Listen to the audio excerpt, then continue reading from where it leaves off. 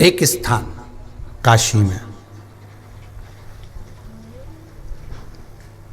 जहां पर महामृत्युंजय शिव भी हैं और मेरे महाकाल बाबा भी हैं।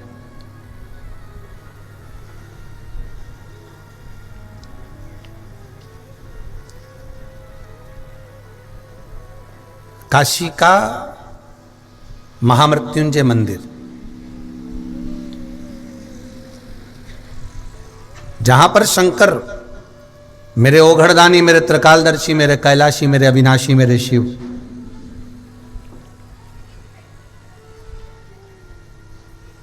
महामृत्युंजय के रूप में विराजमान।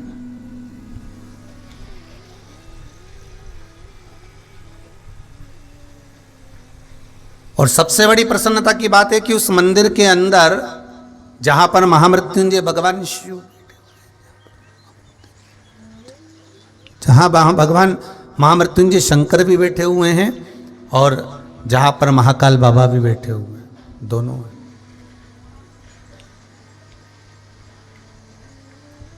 जहां महामृत्युंजय शिव भी हैं और महाकालेश्वर बाबा भी वहां पर विराजमान। आप लोगों को ज्ञात होगा, जितने लोग शिव महापुराण की कथा को श्रवण कर रहे हैं आस्था चैनल के माध्यम से, फेसबुक यूट्यूब के माध्यम से जो लोग सुन रहे हैं, उनको ज्ञात होगा कि आपको कथा में पहले कहा है कि 84 महादेव उज्जैनी में विराज रहे हैं। महाकाल बाबा की धरा पर 84 महादेव विराजमान है।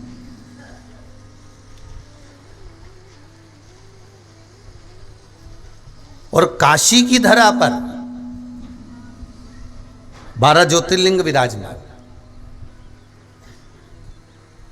कभी आप लोग अगर जाएं ना काशी, तो वहां पर आप जाकर बोलना कि हमको 12 ज्योतिर्लिंग के दर्शन करना है। तो अलग अलग जगह पर आपको, कहीं मल्लिकार्जुन, कहीं महाकाल बाबा, कहीं सोमनाथ जी, कहीं नागेश्वर जी, कहीं भीमा शंकर, कहीं वैद्यनाथ जी, कहीं त्र्यंबकेश्वर जी, कहीं केदार जी,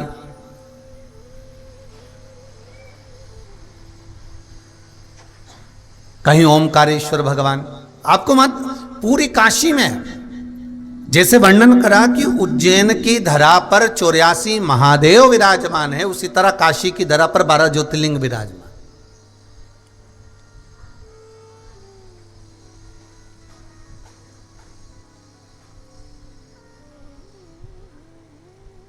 अपने भक्त का उद्धार करने के लिए महाराज मनु और शत्रुपा के लिए भगवान वहां विराजमान हो गए थे।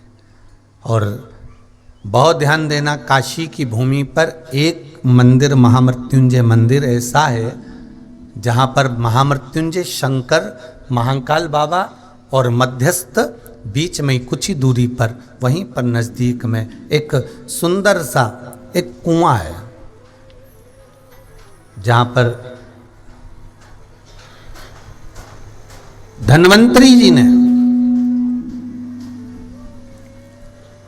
वेदों में भी जो वेद रहे हैं, औषधि के जो मूल रहे श्री धन्वंतरी जी, उन्होंने वहां बैठकर तब साधना करी, भगवान शंकर की आराधना करी, भगवान शिव की उपासना करी, भगवान शंकर की भक्ति में जो डूबे रहे, भगवान शिव की आराधना में डूबे रहे। और आखिरी में वो धन्वंतरी जी जब जाने लगे तो उन्होंने विचार करा कि मेरे जाने के बाद इस औषधि का मैं करूंगा क्या? ये औषधियां जो रखी रह जाएगी, इस औषधि का मुझे करना क्या है? इस औषधि को मैं ले जाकर कहाँ रखूंगा? तो उन्होंने क्या करा, एक भगवान शिव की आराधना करी और भगवान शंकर से निवेदन करा, शंभु प्रकट हो, भोलेनाथ जी आप कृपा करिए, मुझे आज्ञा करो कि मैं इन औषधि का करूं क्या? मैं इन औषधि को कहाँ ले जाकर रखूं? मैं इन औषधि को कहाँ ले जाकर डालूं? मैं इन औषधि को कहाँ ले जाकर रख सकता हूं? मैं इन औषधि को किस जगह पर ले जाकर रख सकता हूं? ये औषधि हमें ले जाकर कहाँ रखूं? शिव की आराधना में धन्वंतरी जी डूब गए। शिव महापुराण में मानसरोवर शिव पुराण सुन रहे हो, इसका ध्यान रखिएगा। ऐसे ऐसे कुएं, ऐसी ऐसी बावड़ी, ऐसे ऐसे तालाब, ऐसे ऐसे झरने, ऐसे ऐसे सरोवर और ऐसी ऐसी झीलों का स्मरण है कि आप अगर उसको कभी वहाँ से निकलें और आपके जीवन में अगर आप कभी वहाँ पहुँचें, तो पहुँचने पे आपको ये ज्ञात होना चाहिए कि हम काशी आए हैं तो एक बार वो धन्वंतरी कुएं पर जरूर जाएं, धन्वंतरी कूप पर जरूर जाएं और वहाँ का जल हम अवश्य पी कर आए, जहाँ 24 घंटे महामृत्युंजय पाठ। महामृत्युंजय मंत्र का स्मरण चलता रहता है। जहाँ विद्वान विद्वान ब्राह्मण महामृत्युंजय मंत्र की भक्ति में डूबे रहते हैं, विद्वान से विद्वान ब्राह्मण जहाँ महामृत्युंजय मंत्र में डूबे हुए और मंत्र का स्मरण करने में लगे। धन्वंतरी जी ने भगवान शिव की आराधना करी, भोलेनाथ हे शंभु हे त्रिकालदर्शी हे कैलाशी हे अविनाशी। अब आप कहोगे वो तो वेद थे, औषधियां उनका मूल था, फिर शंकर जी को रिझाने के लिए उन्होंने क्यों शिव जी को क्यों रिझाया? शिव महापुराण की कथा में वर्णन आता है महाराज, स्कंद पुराण कहती है कि एक बात का ध्यान रखना, जो दवाई ना लगे, जो औषधि ना लगे, जो दवाई शरीर पर काम नहीं कर रही हो, जो औषधि शरीर पर काम नहीं कर रही हो, तो एक बार भगवान शंकर का महामृत्युंजय और महाकाल बाबा इन दोनों का स्मरण कर लीजिए।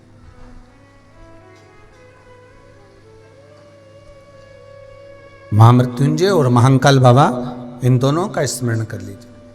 कौन कौन से बाबा का करना है जरा जम के बोलिए। महामृत्युंजय और महाकाल बाबा का स्मरण कर लीजिए, और दोनों का स्मरण कर कर जो औषधि शरीर को नहीं लग रही है, जो औषधि तुम्हारे शरीर को नहीं आ रही है, शरीर पर काम नहीं कर रही है, उस औषधि को आप लेकर मृत्युंजय भगवान महामृत्युंजय भगवान भोलेनाथ का और महाकाल बाबा का स्मरण कर कर फिर औषधि को खाइए। महाराज वो औषधि काम करना प्रारंभ कर देगी, वो औषधि कार्य करना प्रारंभ कर देगी। औषधि में भगवान शंकर मूल है, मेरे शिव मूल है। शंभो शरणे पड़ी मांगू घड़ी रे घड़ी, दुख काटो दया करी ने दर्शन। औषधि में शिव मूल है, औषधि में शंकर मूल है। महाराज धन्वंतरी जी ने भगवान शिव की आराधना करी, धन्वंतरी जी ने भगवान शंकर की आराधना करी। हे भोलेनाथ, हे त्रिकालदर्शी, हे कैलाशी, हे अविनाशी, हे शिव करुणा करिए बाबा। हे भोलेनाथ करुणा करो। तब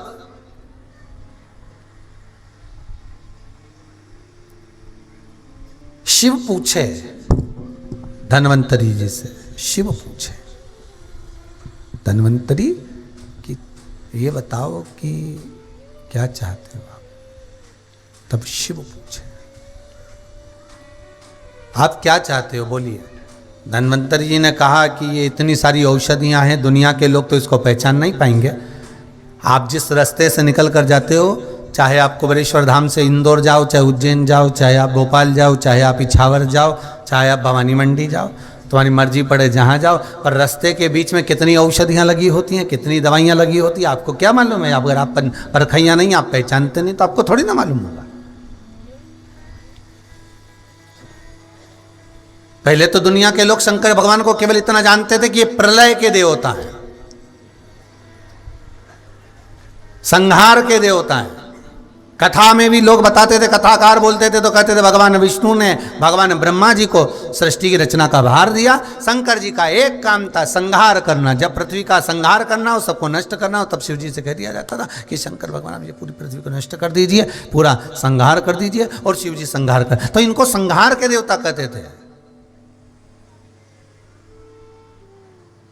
पर शिव महापुराण की कथा तो कुछ उल्टा ही कह रही है। शिव महापुराण की कथा तो कहती है संहार के देव होंगे वो देवताओं के लिए, पर यहां तो संग्रह के देवता हैं। संहार के कम, संग्रह के ज्यादा है। आपके जीवन में आपको कोई तकलीफ है, कष्ट है, रोग है, बीमारी है, कोई दुख है, कोई परेशानी है, आप शिव का स्मरण करिए। एक लोटा जल, शिव का मंदिर, एक बेलपत्र, एक अक्षत, एक चावल, नहीं है कुछ तो 3 बार ताली, वो भी नहीं है तो मुख से बम बम बोले, बहुत इतना। वो भी नहीं कर सकते, शंकर जी के मंदिर का शिखर, वो भी नहीं कर सकते, मंदिर के सामने से निकल कर चले जाओ, मंदिर के सामने से निकल कर चले जाओ, उतने में भी सुख है। मंदिर के सम्मुख से निकल कर चलो।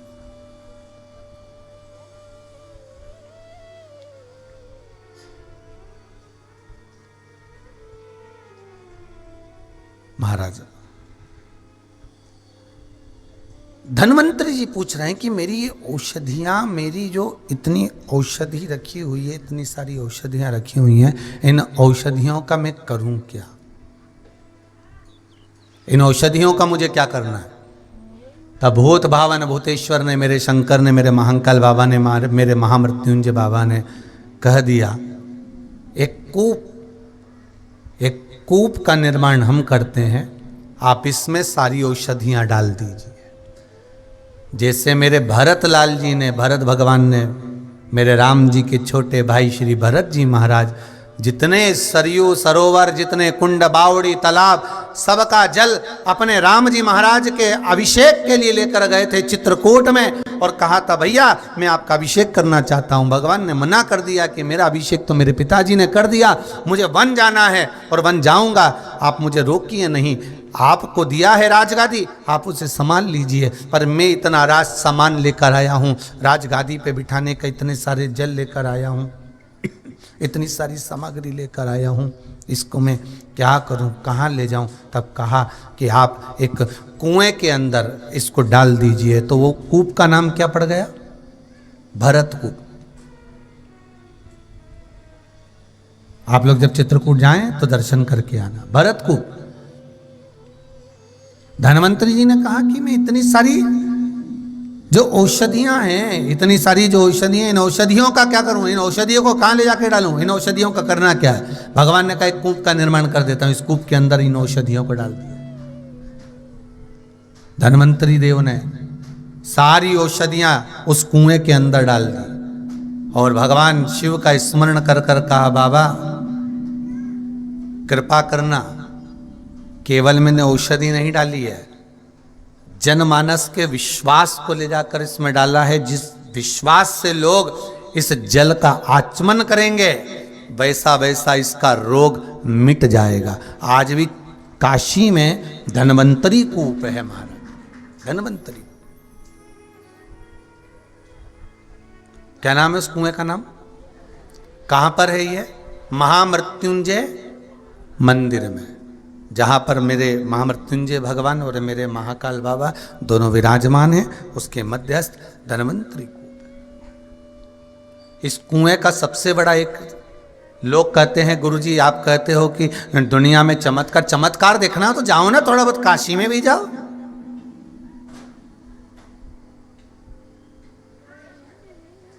जाओ आप उज्जैनी भी जाओ, कभी मेरे केदारनाथ जी के पास में जाइए, वहां ओम कुंड का दर्शन करिए, काशी जाएं तो धन्वंतरी कूप का दर्शन करिए कि कुआं एक,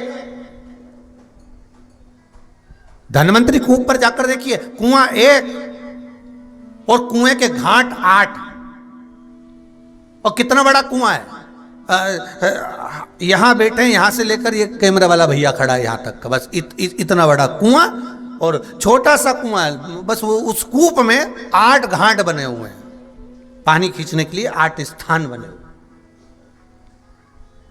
और अब ध्यान दीजिएगा, 8 स्थान का पानी पीकर देखो, हर पानी का स्वाद अलग है। कुआं एक, घाट कितने? जम के बोलो 8।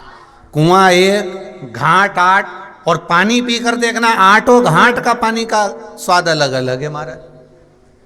अब पानी भी तो एक ही होगा उसके अंदर, जब कुआं एक है, बावड़ी एक है, और उस कुएं में पानी भी एक ही होगा। घाट 8 बनाने से क्या होगा? परंतु इस कुएं के इस घाट का पानी पियोगे तो इसका स्वाद अलग है। अगला वहीं पास में से आप बाल्टी खींचकर पियोगे, उसका स्वाद अलग है। फिर वहां का घाट का पियोगे, उसका स्वाद अलग है। 8 घाट बनाए हुए, तो कहा काय के लिए 8 घाट है? शंकर भगवान धन्वंतरी जी से कहे हैं, धन्वंतरी तुम वेद हो, तुमने सारी औषधियां इसमें डाल दी है। अब इन औषधियों का जल जो जिस भाव से ग्रहण करेगा, ये औषधि का जल उस भाव में आकर उसको फल प्रदान करेगा। महाराज, उदर से जुड़ा हुआ जितना रोग होता है, उदर से जुड़ा हुआ जितना प्रॉब्लम होता है, श्री धन्वंतरी कुएं का जल मात्र ग्रहण कर लेने से जीव के सारे रोग समाप्त हो जाते हैं, सारे रोग समाप्त।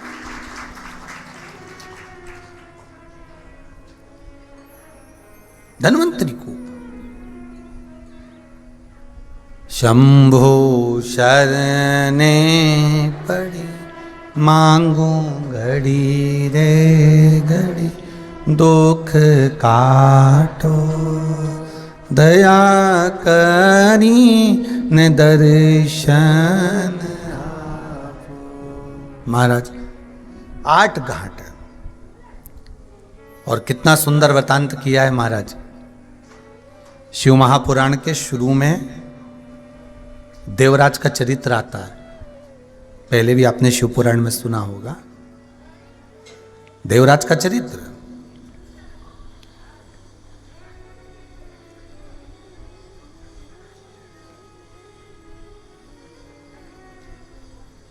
देवराज की जो धर्मपत्नी थी, कौन देवराज? जो शंकर जी के मंदिर में चोरी कर कर गया था और जिसको बुखार आ गया था, शरीर में ताप पड़ गया था, रोग लग गया था, उसको बुखार आ गया, वो देवराज।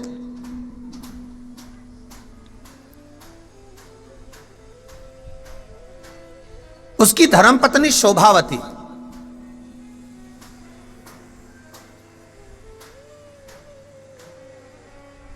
अच्छा, एक बात बहुत ध्यान देना महाराज, कोई जरूरी नहीं है कि माता पिता अच्छे हैं तो औलाद भी अच्छी निकलेगी।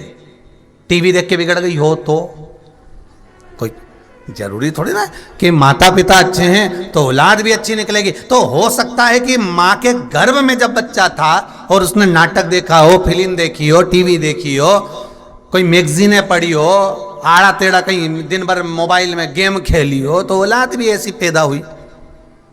औलाद कोई जरूरी है कि माता पिता अच्छे होंगे तो औलाद भी अच्छी पैदा होगी, और कोई ये जरूरी नहीं है कि माता पिता खराब हैं तो औलाद भी खराब होगी। अगर ऐसा होता तो हिरण्यकशिपु के घर में प्रहलाद पैदा नहीं होता।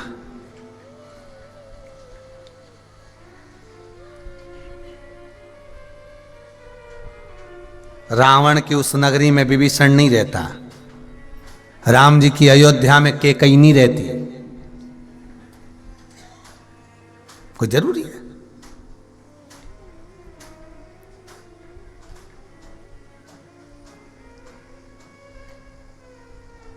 ये जो देवराज नाम का ब्राह्मण है, शिव महापुराण की कथा कहती है, ये देवराज नाम का ब्राह्मण के जो माता पिता थे बड़े बड़े विद्वान थे। वो ऐसा नहीं कि इनमें विद्वत्ता नहीं थी, बड़े विद्वान,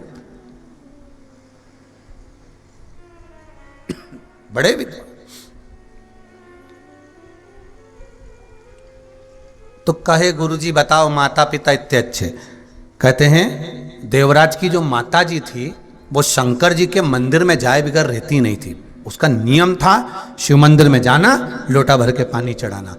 एक नियम देवराज की माता नित्य करती थी कि शिव मंदिर में जब जाती थी तो बेलपत्री के वृक्ष को जल से सींचन कर कर पहुंचती थी शंकर जी के मंदिर।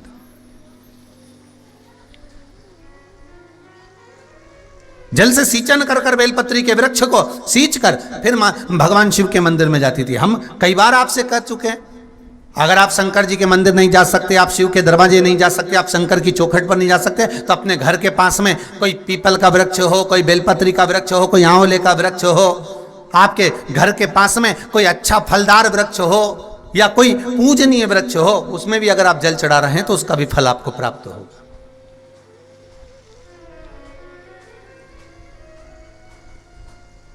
बहुत ध्यान दीजिएगा।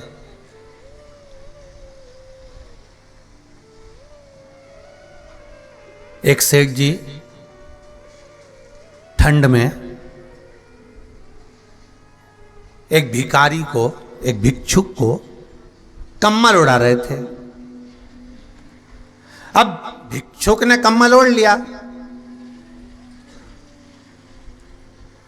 और वही सेठ जी के दरवाजे पर आधी रात को कुत्ता आके बैठ गया और सेठ जी ने उठाया एक बाल्टी पानी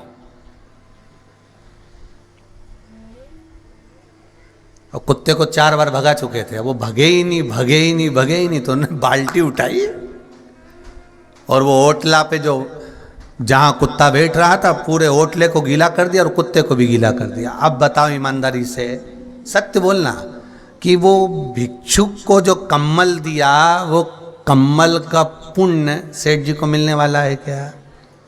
नहीं, तुम बोलो तो। जितने लोग आस्था पर कथा सुन रहे हैं, जितने फेसबुक पर सुन रहे हैं, बड़े प्रेम से भाव से बोलो, उसका फल मिलने वाला है? नहीं। दुनिया के लोग क्या करते हैं, एक बार नवरात्र में कन्या का भोज करवा देते हैं, एक बार भंडारा करवा देते हैं। जैसे भिखारी को मालूम है, भिक्षुक को मालूम है कि सेठ जी की यहां पर अमावस्या को भंडारा हुआ था, और भिक्षुक दूसरे दिन फिर कटोरा लेके बोल दिया, सेठ जी क्या, चल निकल यहां से, चल भाग यहां से। तो सेठ जी से कहा, गुरु जी हमने तो देखा था कि कल यहां पर भंडारा हो रहा था। तो सेठ जी बोले, क्या रोज का खैरात बट रही, चल निकल। वो तो एक दिन था अमावस्या का, पंडित जी बोले थे इसलिए बंटवा दिया, चलो निकलो यहां से बाहर जाओ।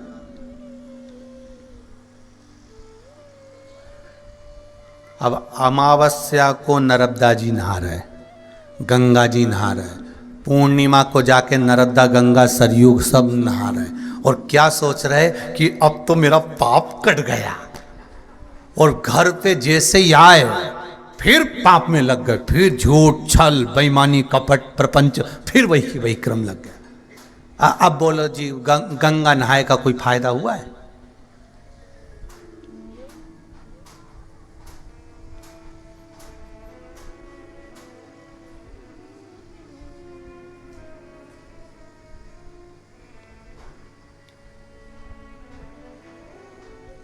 फिर मतलब क्या हुआ? कभी प्यासे को पानी पिलाया नहीं, बाद अमृत पिलाने से क्या फायदा। कभी गिरते हुए को उठाया नहीं, बाद आंसू बहाने से क्या फायदा। वो लाभ क्या है, उसका फल क्या?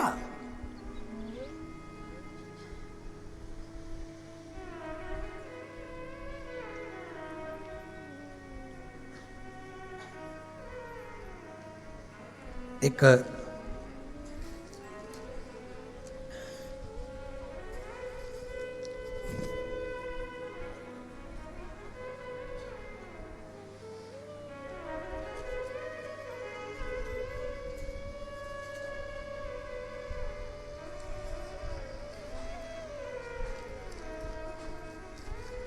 एक सुंदर भाव लिखा है किसी ने, बहुत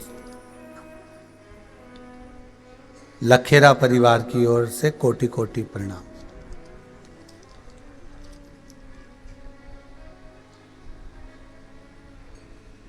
गुरुजी, मेरी नातिन बीमार हो गई थी। जीबीएस बच्चों का जो लकवा होता है वो उसको लग गया था। आईसीयू में भर्ती रही। पत्र में लिखा, वाणी चली गई, माइंड खराब हो गया, पैर शरीर हाथ सब बंद हो गया।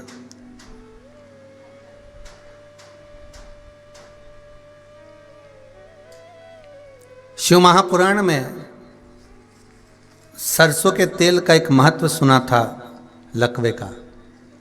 वो उपाय किया, पशुपति व्रत किए। पहला व्रत जैसे ही पूर्ण हुआ गुरुजी, बच्ची ने बोलना प्रारंभ कर दिया, पत्र में लिखा। दूसरा व्रत हुआ, बेटी ने हाथ से काम करना प्रारंभ करा। और तीसरा व्रत हुआ तो बेटी खुद उठकर बैठ गई और चलना प्रारंभ कर दिया। ये पत्र है। शिव कृपा किसको कहते हैं? शंकर दया किसको कहते हैं? महाराज, अगर हमारा विश्वास दृढ़ है, हम भगवान के चरणारविंद का रसस्वादन ग्रहण कर रहे हैं, हम भगवान शंकर के चरणों में अपनी चित्त वृत्ति को लगा रहे हैं, अपनी चित्तवृत्ति को अगर हम भगवान शिव में लगा रहे हैं। और फिर निवेदन करूंगा, कोरोना महामारी की तीसरी लहर का वर्णन चल रहा है, तीसरी लहर चल रही है, सारा राष्ट्र, कई हजार लाख केस निकलते जा रहे हैं और निवेदन केवल इतना है कि सतर्कता रखना, शंकर को मत भूलना, शिव की भक्ति को मत भूलना, शंकर के स्मरण में डूबे रहे। किसी ने कहा गुरुजी अगर आपकी कथाएं लगी हुई थी, आगे से आगे कथाएं थी, अगर यजमान लोग अगर वहाँ पर कथा करवा रहे थे, ऑफलाइन कथा हो रही थी, सब अपने अपने नगर में करवा रहे थे, तो कैंसिल हो गई होगी, तो फिर अपन कथा काहे को करें, क्या करना। ये कथा केवल इसलिए कर रहे हैं कि आप अगर घर में हैं तो हिम्मत मत हारना। ऐसी कई रोग, कई बीमारियां, तो ये संसार है, चलता रहना है, पर हिम्मत अगर हार गए तो फिर पिछले कोरोना में लोग को जरा सा कुछ हुआ और उनकी जो हिम्मत हारी, प्राण उसने ले लिए। वो रोग से जितने नहीं मरे, जितने घाव, हृदय के घाव से मर गए, बस केवल अचंभा, आश्चर्य में, मुझे रोग हो गया, बीमारी हो गई, ये हो गया, और भीतर भीतर भीतर भीतर अकेलापन महसूस करते करते करते करते अकेला ही चले गया।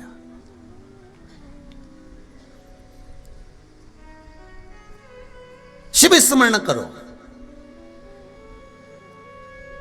शंकर भगवान ने मौका दिया है, हमारे पास तो केवल एक ही सीढ़ी है, वो है भगवान के चरणारविंद। श्री शिवाय नमस्तुभ्यम। बचने का एक उपाय, वैक्सीन लगवाओ, मुंह पर मास्क लगाओ, हाथ धोइए और घर में रहकर भगवान शंकर की कथा को श्रवण करिए। परमात्मा को तो जब अपना कोटा पूरा करना रहता है ना, कुर्सी भरना रहती है, तो उसके पास में तो बहुत सारे उपाय हैं, कोरोना जैसे ढेर सारे पड़े, वो तो कोई कुछ भी लेके घूम फिर के आ सकता है।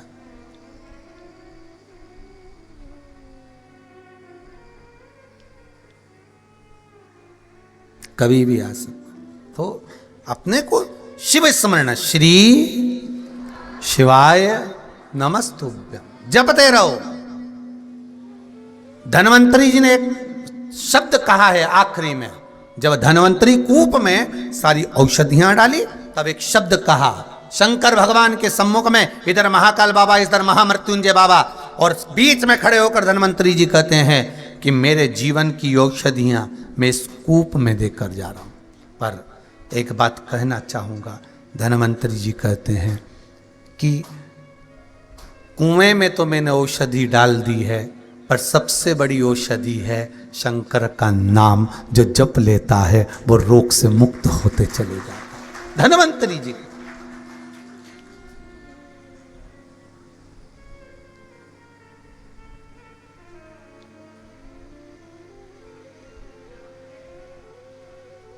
जप लो भगवान शिव का नाम, घर में बैठकर जपो, स्मरण करते जपो, चलते फिरते खाते पीते जो स्मरण में लगे हुए, श्री शिवाय नमस्तुभ्यम जपते रहो। भगवान शंकर का मूल मंत्र का स्मरण। हम तो कहते हैं कि भगवान को मालूम होगा कि कोरोना महामारी है, इसलिए अभी तक भागवत, रामायण, गीता सब चली, और इस कोरोना महामारी में शंकर का मूल मंत्र श्री शिवाय नमस्तुभ्यम चला। ये शिव ने दिया है आकर इस कोरोना महामारी में कि इसको जपो, इसको जपते रहो। महाराज देवराज ब्राह्मण के पिताजी और माताजी दोनों धर्मात्मा। मां का नियम था बेलपत्री के पेड़ के नीचे जल का सिंचन करना, और जल का सिंचन करके भगवान शंकर को जल समर्पित करना। फल तो मिल गया। कभी क्या होता था कि देवराज ब्राह्मण की धर्मपत्नी और देवराज ब्राह्मण की माता, मां कई बार मंदिर नहीं जा पाती थी, तो भगवान शिव का स्मरण कर कर घर में ही पात्र में जल समर्पित कर देती थी। एक बात बहुत ध्यान दीजिएगा, पशुपति व्रत मंदिर में जाकर करो, मान लो शरीर में अगर कष्ट है, नहीं जा सकते, तो फिर घर में कर लो। परंतु पांचों व्रत एक ही जगह पर होना चाहिए। मंदिर का क्यों वर्णन करा गया? क्योंकि मंदिर का जो शिवलिंग होता है और मंदिर जो होता है उसका स्थान चेंज नहीं होता। और आप जो पूजन करते हो ना घर में, तो पाटे पे अपन ने भगवान शंकर को रखा या मंदिर के अंदर शंकर जी को रखा, तो रोज स्नान करने के बाद कभी शिव जी को यहाँ बिठा देते हो, कभी शंकर जी को यहाँ बिठा देते हो, ठाकुर जी को उठा के कभी ऊपर बिठा देते हो, कभी तुम नीचे बिठा देते हो, कभी ठाकुर जी को तुम गादी पे बिठा देते हो, कभी तुम सिंहासन पे बिठा देते हो, तुम्हारा मन पड़े तो कभी झूले में बिठा देते हो। तो भगवान तो वहाँ तो घूमता रहता, क्योंकि भगवान का घर है, उनकी तो हवेली है, उनका घर, तो वहाँ तो घूमता रहे। पर मंदिर जो होता है, भगवान शंकर जिस मंदिर में विराजमान होते हैं उसको शिवालय कहते हैं। क्या कहते हैं उसको? शिवालय। स्कंद पुराण में कहा गया, मंदिर किसको कहा गया? जिसके अंदर मूर्तियां हो। जैसे राम जी की मूर्ति है तो राम मंदिर है, कृष्ण की मूर्ति है कृष्ण मंदिर है, देवी की मूर्ति है देवी मंदिर है, दत्त की मूर्ति है दत्त मंदिर है, शनि की मूर्ति है शनि मंदिर है, गुरु की मूर्ति है गुरु मंदिर है। पर जहां शंकर की अगर मूर्ति भी विराजमान है तो वो शंकर मंदिर है। पर जहां शंकर का शिवलिंग विराजमान है वो शिवालय है, वो मंदिर नहीं है, वो मंदिर नहीं कहलाएगा। आप कभी अगर कुबेरेश्वर धाम पर आए तो यहां पर कभी मत कहना कि यहां शंकर का मंदिर है, यहां तो आप कहना शिवालय है, कुबेरेश्वर धाम है, यहां शंकर का मंदिर नहीं है, यहां शिवालय है।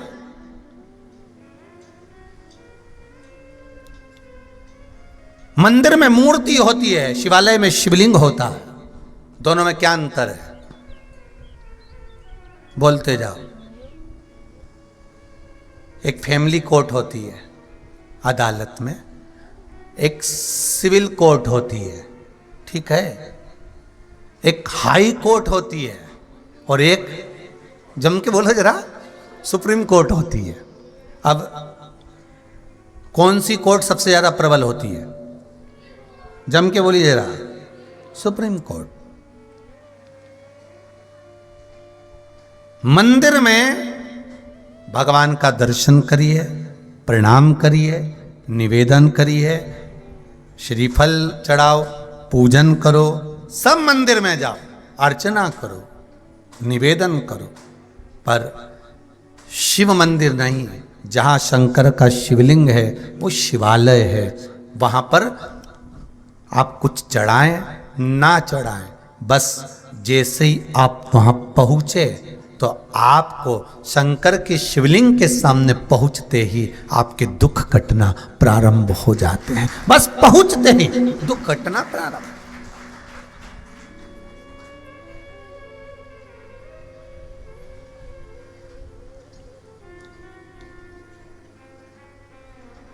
शंभो शरणे पड़ी मांगू घड़ी रे घड़ी, दुख काटो दया करी ने दर्शन।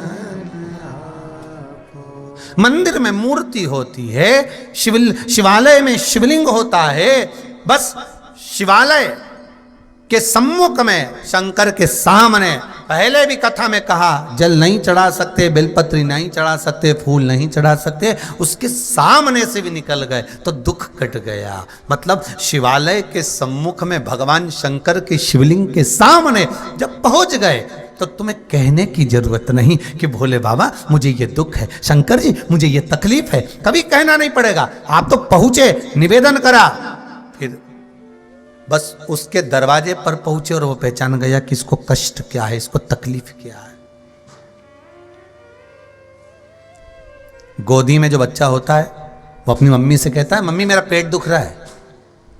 छोटा सा बच्चा 4 महीने का, 5 महीने का, 6 महीने का बच्चा, 2 महीने का बच्चा बोलता है मेरा पेट दुख रहा है, रोता है,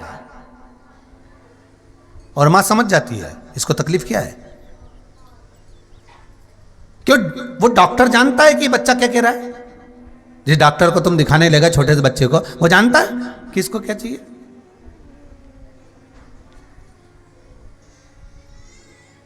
कोई जानेगा नहीं।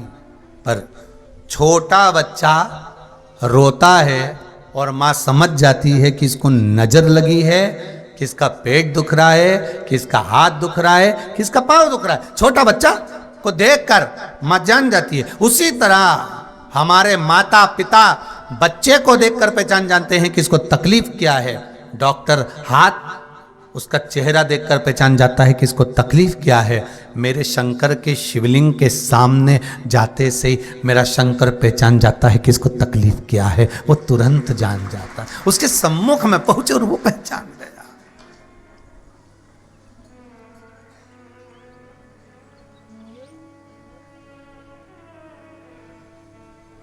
वो पहचान गया।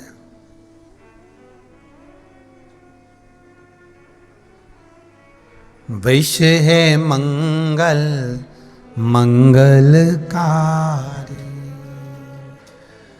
वैश्य है मंगल मंगलकारी, अवधूत रूप तुम्हारा, अवधूत रूप तुम्हारा, भोला सब दुख काटो मारा, ओ भोला सब दुख काटो। शिव शंकर जपो तेरी माला, शिव शंकर जपो तेरी माला, भोला सब दुख काटो मारा, ओ भोला सब दुख काटो।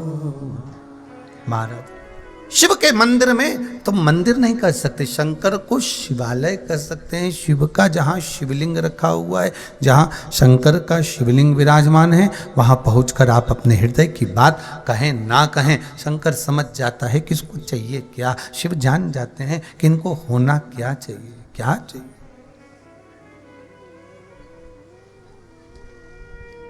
तो आप शिव के मंदिर जब भी जाएं तो क्या कहेंगे? मंदिर नहीं, क्या है? शिवालय। एक सुंदर भाव हमारे शैलन जी कहते ना, मन मेरा मंदिर शिव मेरी पूजा, शिव से बड़ा नहीं कोई दूजा। कौन है?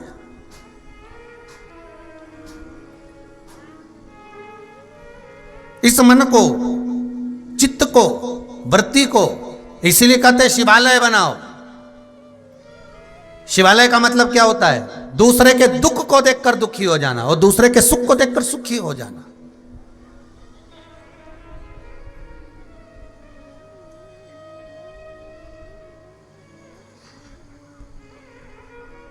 कल किसी एक माता जी से मिलना हुआ था, शायद गई होंगी की हैं, आगरा से आई थी। तो कह, आगरा के पास कहीं मेरठ फेरठ कहीं से आए होंगे। तो कह रहे थे गुरुजी बेटे को बहुत तकलीफ थी, आगरा का इलाज चल रहा था, दवाइयाँ चल रही थी, सब कुछ था, खूब पैसा लगा।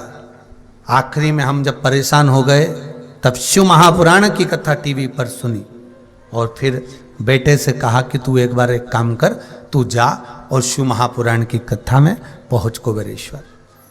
शायद उस बात को भी 8 एक में कहीं बैठी हैं क्या, कहीं बैठे होंगे, तो 8 एक महीने हो गए होंगे। तो फिर बाद में जब कुबेरेश्वर धाम से बालक कथा श्रवण करे, फिर गए, बाबा पर विश्वास करा, शिव की भक्ति में लगे। अब कहा गुरुजी अब औषधि की जरूरत नहीं, अब रोग समाप्त हो, अब औषधि नहीं चाहिए, अब दवाइयों की जरूरत नहीं चाहिए, अब तो बाबा ने सब कर दिया। अगर विश्वास पक्का है तो शंकर तुम्हारे साथ है, हर पल, हर घड़ी, हर क्षण साथ है। औषधि भगवान शंकर का नाम है। शिव महापुराण की कथा कहती है, केवल धन्वंतरी जी कह रहे हैं कि केवल इस कूप में औषधि नहीं है, कि केवल इस धन्वंतरी कूप में औषधि हो। औषधि तो भगवान शिव के नाम में है। श्री शिवाय नमस्तुभ्यम, श्री शिवाय नमस्तुभ्यम। भगवान शंकर के नाम में, भगवान शंकर के नाम स्मरण में औषधि शिव महापुराण कह रही है। जरूरी नहीं कि माता पिता धर्मात्मा होंगे, माता पिता धर्मात्मा होंगे तो ही पुत्र धर्मात्मा होगा, या माता पिता अगर गलत हैं तो बेटा भी गलत होगा। ये वर्णन नहीं किया।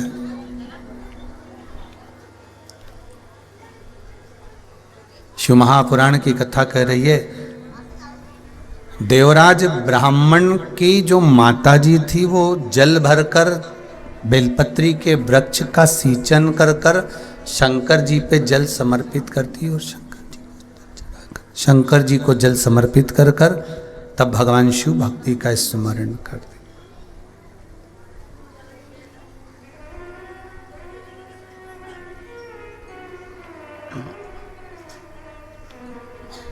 भगवान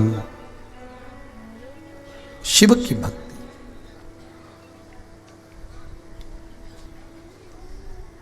भिक्षुक को तो उड़ा दिया कम्मल और कुत्ते पे डाल दिया पानी। अब बोलो नानी क्या होगा तुम्हारा? अब विचार करिए, अब होगा क्या?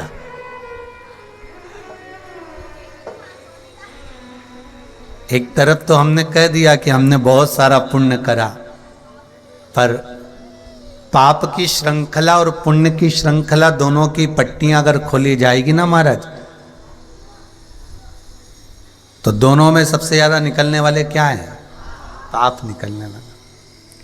कि मेरा अवगुण भरा शरीर दयालु कैसे तारोगे, मेली चादर झीमर झीर प्रभु जी कैसे तारोगे।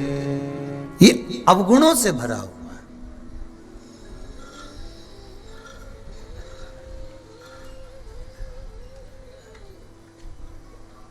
मत देओ किसी को एक कम्मल, मत दो, पर निवेदन इतना सा है कि किसी का कम्मल भी मत छुड़ाओ, मत दो आप किसी को।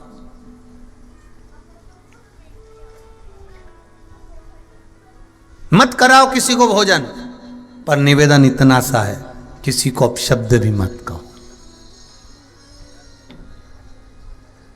मत दो किसी को औषधि, पर निवेदन इतना है कि अपने मुख से जहर भी मत उगलो, मत दो। महाराज देवराज ब्राह्मण की माता शिव मंदिर में जाती, पूजन अर्चना करती, अवस्था आ गई। दोनों देवराज ब्राह्मण के माता और पिता दोनों धर्मात्मा थे। अब विचार करिएगा जरा कि ये दोनों धर्मात्मा थे तो देवराज को भी धर्मात्मा पैदा होना था।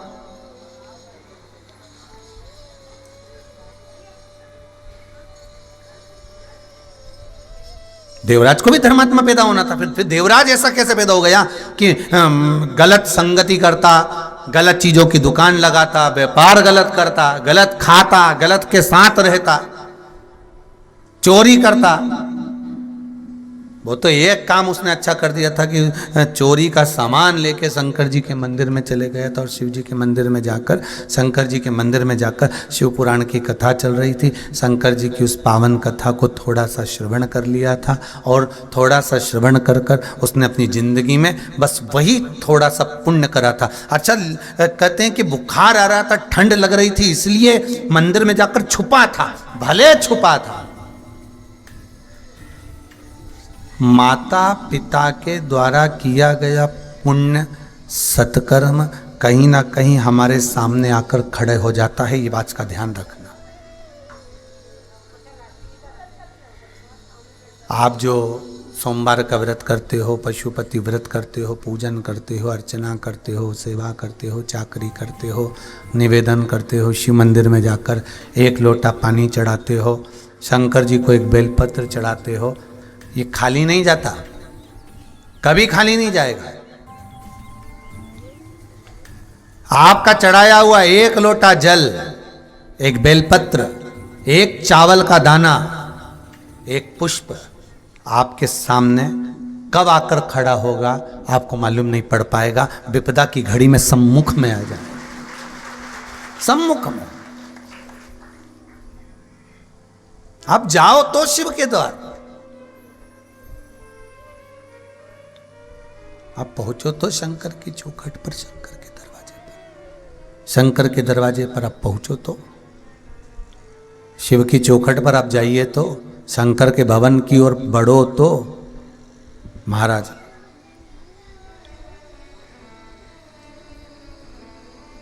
समय आया, देवराज जब बड़ा हुआ, शुरू में बचपन से ही वो गलत कर्म करता रहा, कहीं बच्चों को ले जाकर कुआं बावड़ी में फेंकता रहा, कहीं झूठ बोलता रहा, कहीं छल करता रहा, कहीं बेईमानी करता रहा, कहीं प्रपंच करता रहा, कहीं गलत गलत काम करता रहा, और आखिरी में जब सब काम गलत करते करते करते करते करते करते करते अंतिम में जब समय आया, फिर इसका जो है मंगल विवाह हो गया, और जिससे विवाह हुआ उस कन्या का नाम था शोभावती।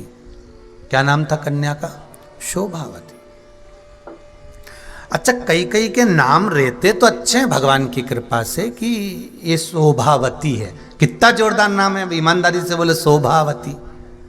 पर इनके क्या मालूम था कि केवल शोभा बढ़ाएगी, केवल शोभा। अब नाम तो रखा ने शोभावती, नाम भी रखा है।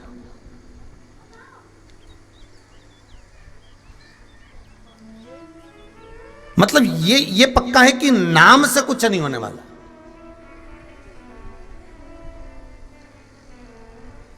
अब एक व्यक्ति का नाम था अमीर चंद, सुबह सुबह डलिया में उठा रहा हो तो गोबर, और पूछो नाम क्या है इसका? अमीर चंद। सुबह सुबह एक घर में एक माँ पोछा लगा रही थी, उनसे नाम पूछा, तुम्हारा नाम क्या है? लक्ष्मी। अब बताओ। तो यहाँ शिव महापुराण की कथा कर रही है, यहाँ नाम नहीं। मत बुरे कर्म कर बंदे वरना पछताएगा, भगवान की आंखों से तू बच नहीं पाएगा, तू बच नहीं पाएगा। यहाँ नाम नहीं है, यहाँ तो मूल है हमारा कर्म, यहाँ मूल है हमारे कर्म का खेल। यहाँ व्यक्ति ने जैसा कर्म करा है वैसा उसको फल मिलना है। जो पूर्व में कर कर आए हो वैसा भी आपको प्राप्त हो रहा है।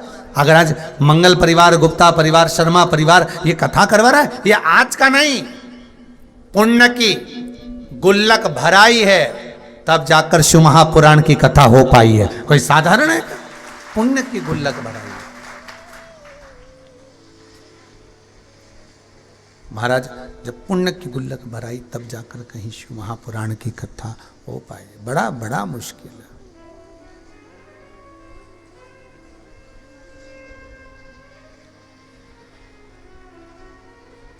धर्मपत्नी मिल गई शोभावती, और शोभावती धर्मपत्नी जब मिली, महाराज शिव पुराण की कथा कहती है जैसा ये था, भगवान की कृपा से ऐसी ही जगदम्बा मिली। एक वो होती है जो अपने पति को सत्कर्म की ओर लेकर जाती है, और कहीं कहीं की एक ऐसी आ जाती है जो सास ससुर अगर दान कर रहे हो, पुण्य कर रहे हो, सत्कर्म कर रहे हो, कथा भागवत करा रहे हो, स्मरण करा रहे हो, सत्यनारायण जी का पूजन करा रहे हो, मंदिर देवालय में जाकर अभिषेक पूजन कर रहे हो, तो एक अपने पति से कह देती है तुम्हारी मां के पास कोई काम नहीं, फालतू का चूना लगाना केवल, बस दिन भर वासी और वाला महाराज और तुम्हारी अम्मा कथा ही सुनती रहे, और महाराज जी बताते रहे और ये करती रहे बस। अरे उस माँ के चरण पकड़कर धोख लगाना कि ना जाने कौन सा काल आने वाला था, उसने जाकर 1 लोटा पानी शिव जी को चढ़ाया था, उससे वो काल टल गया था। उसको धन्यवाद देना, भगवान शंकर से जाकर निवेदन करना, विनती करना कि वाह मेरे घर के लोगों ने जो पानी चढ़ाया, जो फूल चढ़ाया, जो पुष्प चढ़ाया, जो बेलपत्र चढ़ाई, उसका सुख हमें प्राप्त हुआ। उनको जाकर निवेदन करो।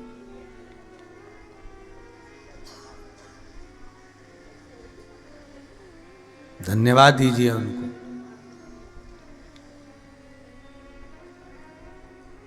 मेरा निवेदन रहा है माताओं से, आज फिर करता हूं निवेदन आप सबसे, घर के पुरुष को, पति को घर का भरण पोषण करना है। परिवार को चलाने के लिए उसको झूठ बोलना पड़ेगा। हम कितना भी मना कर देंगे तो भी वो झूठ बोलेगा। सौगंध भी दिला लेंगे तो सौगंध तो ले लेगा पर बोलेगा पक्का। तो हम क्यों कहें कि वो झूठ नहीं बोलेगा? बोलेगा। परिवार चलाना है, उसको झूठ बोलना पड़ेगा।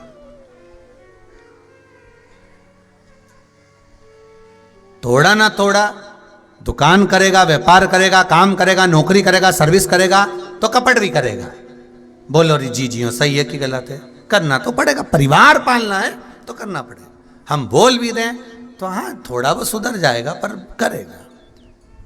छल भी करेगा, बेईमानी भी करेगा, प्रपंचा भी करेगा, सब कुछ करेगा, पर जो कमाई वो कर कर लाएगा, वो कमाई कर कर लाने के बाद घर में लेकर आएगा।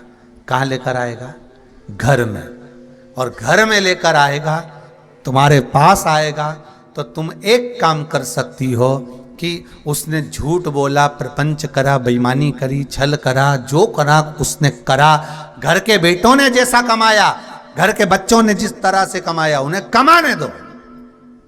बस बीच बीच में कहते रहो बेटा गलत मार्ग पर मत जाना, सत्य के मार्ग पर चलना, अच्छा कर्म करना, बेईमानी नहीं करना, किसी का दिल नहीं दुखाना। और वो कमाई कर कर लेकर आए, उसकी कमाई में से थोड़ा सा धन निकाल कर पत्नी को, धर्म पत्नी का फर्ज अदा करना है। और उस धन को कहीं सत्कर्म में, किसी गरीब के भोजन में, किसी को जरूरत हो उसके सेवा में उस धन को लगा देना है। तो पति को भी बैकुंठ ले गए, खुद भी चले गए। आवाज पकड़ रहा है, माइक दम नहीं टेक रहा, प्रेशर वगैरह कुछ नहीं है महाराज। अब उसको कह देना है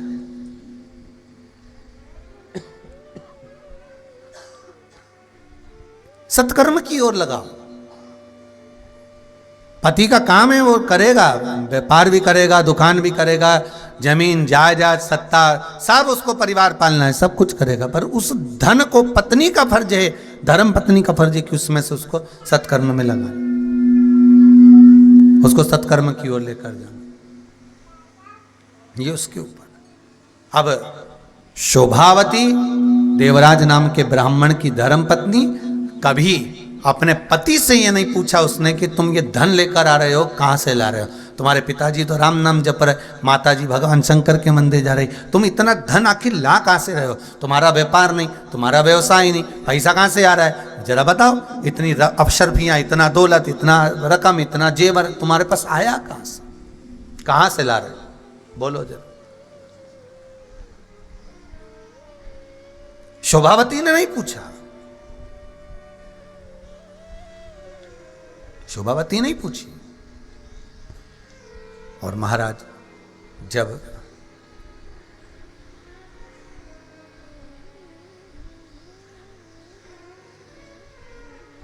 ताप पड़ा, चोरी का धन लेकर आया, शिव मंदिर में गया, शरीर में ताप पड़ा, धर्म पत्नी नहीं आई। आई क्या धर्म पत्नी वहां पर बचाने के लिए? नहीं। क्या काम आया? किसका पुण्य काम आया? किसका सत्कर्म काम आया? किसका पुण्य आड़े आ गया? एक बार मां ने कहा था अपने बेटे को, सुन गलत काम करेगा ना तो यम बंदी बनाने के लिए आएंगे, यमराज आएंगे, काला काला उनका स्वरूप है, बड़ी बड़ी मूछें हैं, भयंकर दरकती आंखें हैं, नक भयंकर है, वो जब लेकर जाएंगे, मारते कूटते परेशान करते हुए लेकर जाएंगे। तुझे मालूम है? बेटे ने सुन रखा था। और सुन बेटा,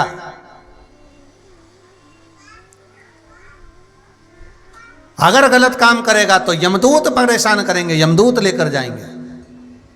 तो आज देवराज नाम के ब्राह्मण के जब प्राण छूट रहे थे, तो ना तो काले चेहरे वाले थे, ना उनके नख बड़े थे, ना आंख अग्नि धधक रही थी, ना क्रोध था, ना भयंकर थे। कौन थे? जब देवराज के प्राण छूट रहे थे तो स्वयं भोलेनाथ नंदी लेकर खड़े थे, स्वयं शिव खड़ा हुआ, नंदी स्वयं शंकर, स्वयं शिव। मेरे ओ गर्दन। तब देवराज की आंख से आंसू बह रहे हैं। शिव महापुराण की कथा कहती है देवराज रो रहा है। रोते रोते उस देवराज ने, जो माता और पिता के प्राण छूट चुके थे, शंकर की आराधना करते करते जो मर चुके थे, उस देवराज ने अपनी मां को याद किया, अपने माता पिता का स्मरण किया। मां सामने आकर खड़ी हो गई। मामा होती है, सामने आकर खड़ी हो गई मां। देवराज रोते हुए बोला, मां तू तो कहती थी कि पाप करने वाले को यमदूत बंदी बनाते हैं, चेहरा काला होता है, आंख धधकती हुई होती है, नख बड़े बड़े होते हैं, भयंकर विकराल उनके दांत होते हैं, शूल जैसे उनके दंत होते हैं, और वो काटने के लिए दौड़ते हैं। पर मां, मेरे प्राण छूट रहे हैं और मेरे सामने तो सफेद नंदी पर देव अधिदेव महादेव बड़े सुंदर बनकर आए हैं, मुझे लेने के लिए खड़े हैं। मां, ओ मां, मां, वो राक्षस, वो असुर, वो यमदूत कहां चले गए? और ये सुंदर देवता यहां खड़े हैं। मां, तू तो कहती थी कि गलत काम करने वाले को असुर पकड़ कर ले जाते हैं, स्वयं यमदूत पकड़ कर ले जाते हैं। फिर मां, ये देवता क्यों आए हैं? तब मां ने एक शब्द कहा, चित्रगुप्त महाराज बताएंगे। चित्रगुप्त महाराज के सामने मां भी खड़ी है, देवराज ब्राह्मण भी खड़ा है, जो चोरी का धन लेकर जा रहा था और प्राण छूट रहा था। चित्रगुप्त महाराज से एक मां ने प्रार्थना करी कि आप बताओ मेरे बेटे को कि ये गलत काम करता रहा, मदिरा का व्यापार करता रहा, मांसाहार, मदिरा, पान सब गलत काम करता रहा, चोरी आदि का आदि गलत काम करता रहा, उसके बाद भी इसको देवलोक क्यों मिल रहा है? चित्रगुप्त महाराज बताइए। तब चित्रगुप्त महाराज ने कहा, देवराज, ये ना तो तुम्हारी पत्नी का पुण्य है, ना तुम्हारा पुण्य है, पुण्य तो केवल तुम्हारी माता का है, जो एक लोटा पानी चढ़ाती थी, वो पुण्य सामने आ गया, वो पुण्य सम्मुख, वो पुण्य सामने।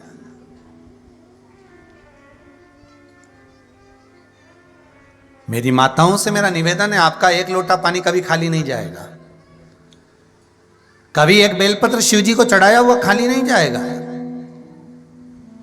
कभी शंकर को चढ़ाया हुआ एक फूल की पंखड़ी खाली नहीं जाएगी। शिव महापुराण की कथा आप जितने लोग आस्था चैनल पर सुन रहे हो, फेसबुक, यूट्यूब पर, मोबाइल पर सुन रहे हो, भले मोबाइल का डाटा खत्म हो जाए, पर एक बात याद रखना, उसका डाटा कभी खत्म नहीं होगा तेरे ऊपर से, ये पक्का। ये पुण्य प्रबल है। पहले भी कथा में कहा, आप जितने भी भजन करते हो, दान करते हो, पुण्य करते हो, सत्कर्म करते हो, नाम जाप करते हो, तुम जितना व्रत करते हो, सारा व्रत, दान, पुण्य, संकीर्तन समाप्त हो जाएगा तुम्हारे मरते समय तक, हो सकता है पर शिव की महापुराण की कथा अगर आपने भले टीवी पर सुनी हो, चाहे मोबाइल पर सुनी हो, चाहे बैठ कर सुनी हो, उसका पुण्य कभी समाप्त नहीं होता, वो बढ़ते चलेगा, वो पुण्य कभी समाप्त नहीं होता। उसकी पुण्यता कभी क्षीण नहीं होती। तुम्हारे मरने पर परिवार के लोग तो मोतीचूर का लड्डू खाएंगे, तुम्हारे मरने के बाद परिवार के लोग तो नुक्ती जड़ेंगे, खूब चरेंगे, कम नहीं। अच्छा, मरने के बाद संतों ने कहा था भक्ति झड़ना, क्या करना? भक्ति करना। किसी ने सुना नुक्ति करना। तो लोगों ने मरने के बाद भक्ति तो नहीं करी, नुक्ति जरूर करी है। मरने के बाद क्या बनाई? अरे बोलो तो जम के, नुक्ति ने सेव ने पूड़ी ने रायता और इसके बाद में आलू और मटर की सब्जी। पर तुम्हारे मुंडा में पानी काहे को आ रहा है? अब कहा था कि मरने के बाद भक्ति करना, तो कहीं की मशीन थोड़ी बाहर रह गई थी वो कान की, तो इनने कहा नुक्ति करना। तो वो भक्ति तो नहीं करी, वो नुक्ति कर दी। और एक कुंटल 1.5 कुंटल ने 2-2 कुंटल की ने हमारा पूरा गांव जिमने आएगा, ने दादाजी मर गया। तो दादाजी मर गए तो नुक्ति तो करना पड़ेगी। तो कहा था भक्ति करना, तो 2 कुंटल की नुक्ति करती। उन्हें पूरा गांव की नुक्ति खिलाई। ने एक ने भी भक्ति नहीं करी, ने राम नाम नहीं गाया, न कृष्ण नाम गाया, न शिव नाम गाया, न भगवान का भजन करा। और सब ने सवेरे उठते सही, आज तो घर में रोटी मोटी नहीं बनी क्योंकि गांव में दादाजी निपट गए, सब लोटा ले लेने जो पहुंचे ने सब यहां से वहां तक खूब नुक्ति झड़ी दिया, खा। और पूछते भी जा रहा है कितना कुंटल की बनवाई? 2 कुंटल की। 2 कुंटल की? हाँ, तो इतनी हो जाएगी? तो क्या? हाँ, पंडित जी बोले थे कि नुक्ति करना। अभी पंडित जी तो बेचारा बोला था भक्ति करना, इन्हें थोड़ी ना बोला कि नुक्ति करना। पर क्या करें, तुम नीचे, तुम्हारे मरने पर लोग नुक्ति खाएंगे। और अगर सत्कर्म कर कर चले गए, भजन कर कर चले गए, अच्छा काम कर कर चले गए, तो लोग तुम्हारी भक्ति का गुण गाएंगे। वो नुक्ति नहीं करेंगे, भक्ति का गुण गाएंगे। मत बुरे कर्म कर बंदे, वरना पछताएगा। भगवान की आंखों से तो बच नहीं पाएगा, तो बच नहीं पाएगा। अरे ओ अज्ञानी मत करना दानी, भले बुरे का फल तो खुद ही पाएगा। जैसा किया तूने वैसा ही पाएगा, कोई दूसरा नहीं आएगा।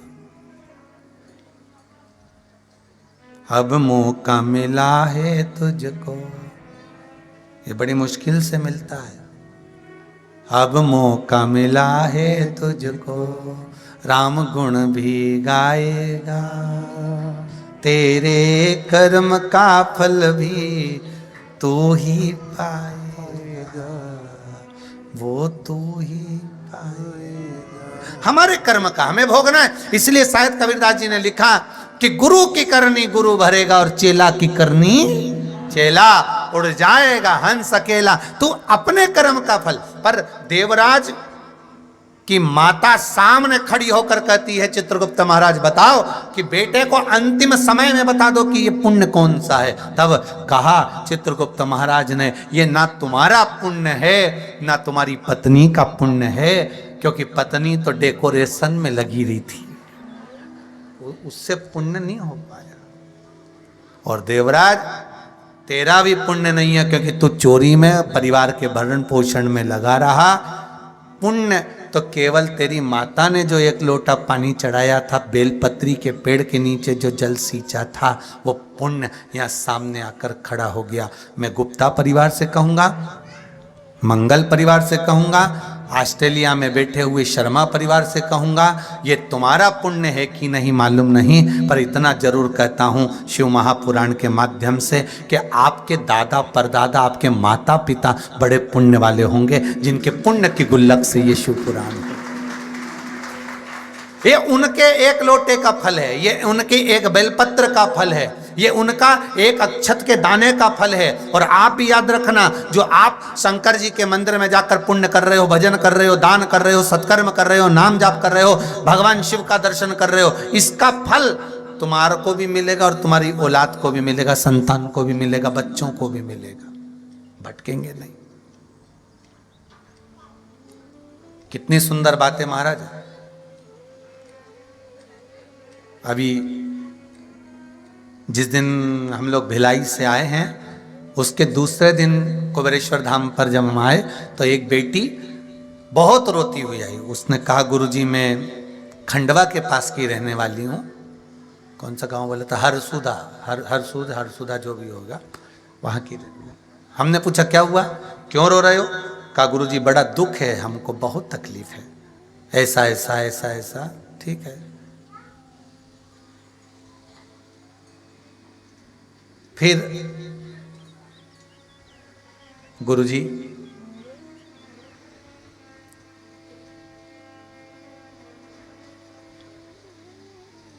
इतना दुख है हमारे जीवन में।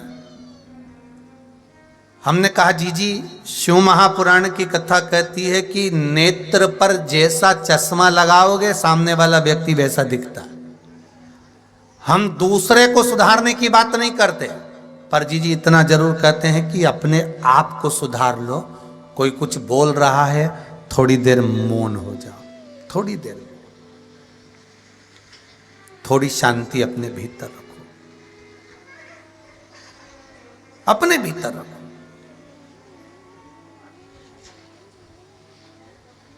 गुरुजी क्या करना पड़ेगा? कोई शिव जी के कोई उपाय है क्या जो घर के लोग शांत रहें, मेरे को अपशब्द ना कहे, मेरे को ताने ना दे, मेरे को गाली ना दे? हमने कहा शिव पूजन में बहुत सारे उपाय हैं, मना नहीं है। शंकर के भजन करो, स्मरण करो, पर एक निवेदन है, वो भजन आपको अपने हृदय से करना पड़ेगा। शिव मंदिर में जाकर मौन होकर बैठने से अच्छा है अपने घर में अपन को मौन होकर बैठना पड़ेगा। उसका क्या फल मिलेगा वो आपको ही प्राप्त होगा। दूसरी बार वो बेटी आकर कहती है, गुरुदेव जिस दिन से मैंने चुप रहना चालू कर दिया उस दिन से सब बोलते हैं पर मैं चुप रहती हूँ, खून का घूंट पी जाती हूँ, गुस्से में रहकर भी परंतु शांत रहती हूँ। पर ये तो है कि गुरुजी अब लोगों ने धीरे धीरे बोलना सबने अब मेरे से बंद कर दिया, शांति से रहने लगे, अब प्रेम से मेरा व्यवहार करने लगे। बहुत है, हम सुधरेंगे, युग सुधरेगा। हम दुनिया को सुधारने चले, पर पहले अपने आप को तो सुधारें। क्या हम कैसे हैं साहब? अपने को सुधारना पड़ेगा। अरे गुरुजी पड़ोसन ने कचरा पटक दिया, तुमने उससे झगड़ा कर लिया, तो पहले कचरा किसने पटका होगा? अंदाजा लगा कर देखिए, जम के बोलिए जरा। अरे बोलो तो जम के, पहले अपन ने पटका, तब तो उसकी हिम्मत हुई पटकने की। हम अपने को तो सुधार ही नहीं पाए साहब, हम जगत को सुधार रहे हैं।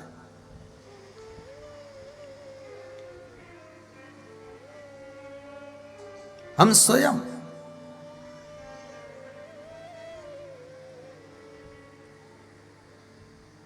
महाराज चित्रगुप्त महाराज ने कहा देवराज से, सुनो देवराज, बहुत सावधानी से सुनना देवराज। और देवराज के लिए चित्रगुप्त महाराज जो बोले हैं वो आप लोग भी जरा ध्यान से सुन लेना महाराज। मानसरोवर शिव महापुराण की कथा चल रही है। मानसरोवर साधारण नहीं था, ब्रह्मा जी के हृदय से उत्पन्न हुआ था। मन का सरोवर है मानसरोवर।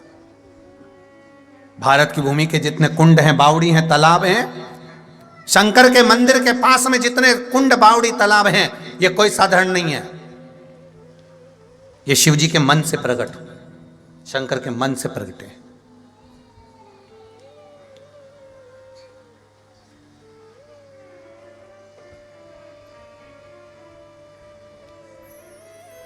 महाराज, चित्रगुप्त महाराज, मेरे बेटे से कुछ पूछना चाहती हूं, आप आज्ञा करें तो मैं मेरे बेटे से बात कर लूं। कितनी भगवान की कृपा होगी समझिएगा जरा।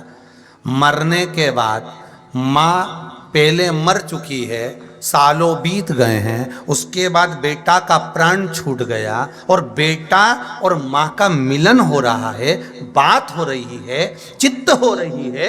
ये कौन करवा सकता है? किसकी सामर्थ्यता, किसकी सामर्थ्यता?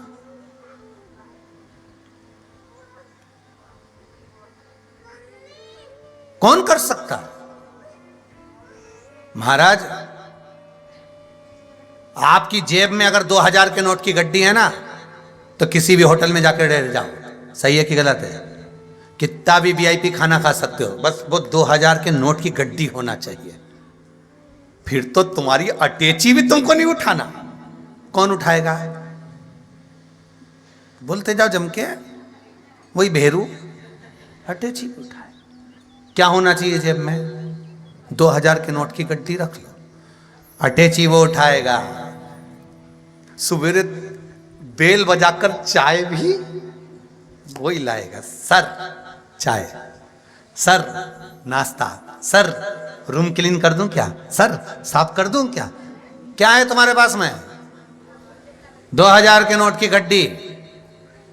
तुम्हें कुछ नहीं उठाना, सामान भी उठाएगा, रूम भी क्लीन करेगा, सब काम करेगा। बस तुम्हारे पास में 2000 के नोट की गड्डी है तो तुम्हारा सारा काम तुम्हारे सम्मुख में होगा। और उसी तरह तुम्हारे पास में शिव महापुराण की गड्डी है तो सारे काम अपने आप हो जाए, अपने आप। 2000 के नोट की गड्डी होगी तो होटल में सब काम होगा, सारे काम तुम्हारे सम्मुख में होंगे, अच्छा अच्छा काम भी तुम्हारे सामने होगा। उसी तरह शंकर का नाम, शिव का स्मरण, शिव की भक्ति, शंकर का अनुमोदन और शिव तत्व तुम्हारे भीतर में है। तो जैसे उस देवराज नाम के ब्राह्मण की मां मरने के बाद, प्राण त्यागने के बाद वो जीवात्मा बात करने आ सकती है, भक्ति में वो बल होता है शंकर की। शंकर की भक्ति में वो बल होता है कि जीव सामने खड़ा मिलता है तुम्हारे स्वागत के लिए कि मेरा घर का व्यक्ति आ रहा है, स्वागत के। शिव भक्ति में वो बल होता है। हमारे यहां पर जब कोई विशेष अतिथि आता है तो बैंड बाजे बजते हैं, नगाड़ा बजता है, ढोल बजते हैं। हमारे इछावर वाले गुप्ता जी कह रहे थे, गुरु जी हमारा मन है शिव पुराण में एक दिन ढोल बजवा दे शुरू में। तो हमने कहा नहीं नहीं नहीं नहीं, रहने दो, सब अच्छा है। कोई शुभ कार्य होता है, कोई अच्छा व्यक्ति आता है, कोई मेहमान, गुरुजन, साधुजन, सन्यासी जन, माता पिता तीर्थ कर कर आते हैं, कोई घर के बड़े आते हैं, कोई अतिथि आता है तो ढोल बजता है, नगाड़े बजते हैं, बैंड बाजा बजता है, आतिशबाजी छूटती है, फटाके छूटते हैं। ये तो पृथ्वी पर होता है। किसी ने पूछा क्या ऊपर भी बैंड बजता है? ऊपर भी ढोल बजता है, ऊपर भी नगाड़ा बजता है, ऊपर भी फटाके फूटते हैं? तो शिव महापुराण तो कहे, पर गरुड़ पुराण स्पष्ट कहती है, जब कोई भक्त, शंकर का उपासक, शिव का मंदिर में जाने वाला, शिवालय में पूजन करने वाला, भगवान की भक्ति में डूबने वाला जब देवलोक को जाता है तो 33 कोटि देवता नगाड़े और बैंड बाजे बजाते हैं कि भक्त आ रहा है, शिव का उपासक आ रहा है, शंकर का भक्त आ रहा है, शिव उपासक आ रहा है, शिव का उपासक। फिर जैसे अपन लोग नीचे गाते हैं ना, हरि सखी मंगल गाओ,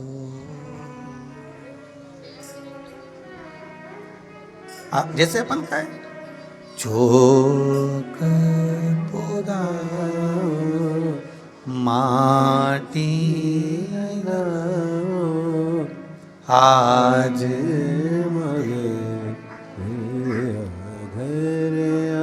उसी तरह ऊपर भी अप्सराएं, देवियां सब भजन गाते हैं।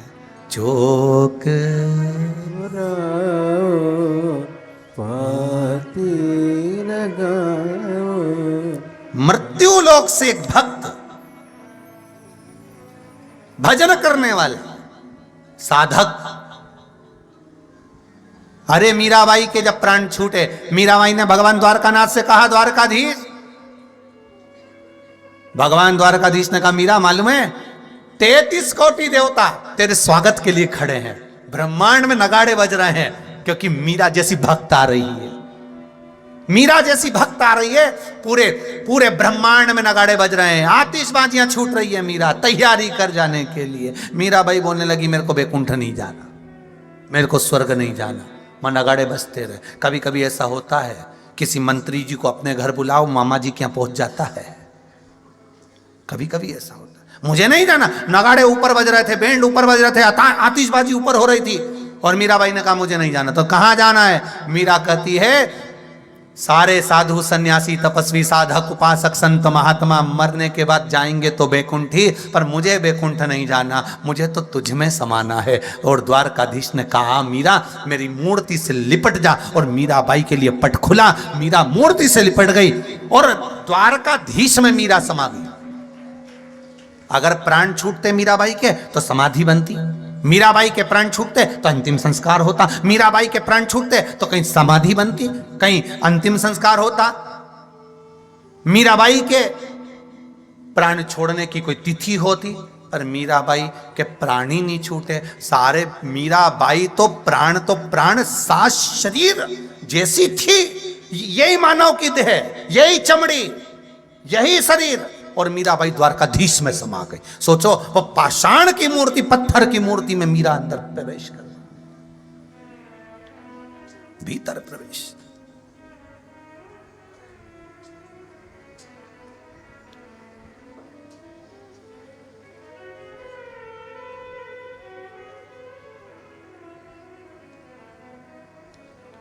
वो प्रवेश कर जाती है, उसका सुख, उसका आनंद, उसकी आनंदता।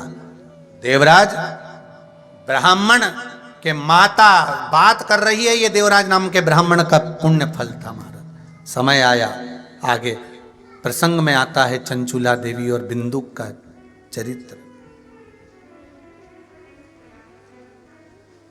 जिसमें शिव और पार्वती ने सुंदर ईश्वर जी और गोरा जी बनकर शिव महापुराण की कथा को श्रवण करा। गणा और गौर बनकर श्रवण करते, ऐसा पावन सुंदर मानसरोवर शिव महापुराण की कथा चल रही है। आज भगवान शंकर ईश्वर जी और गोरा जी पधार रहे हैं। जोरदार ताली बजाकर ईश्वर जी और गोरा जी का स्वागत करें। ईश्वर जी और गोरा जी पधार रहे हैं, जोरदार ताली बजाकर स्वागत करें ईश्वर जी गोरा जी का।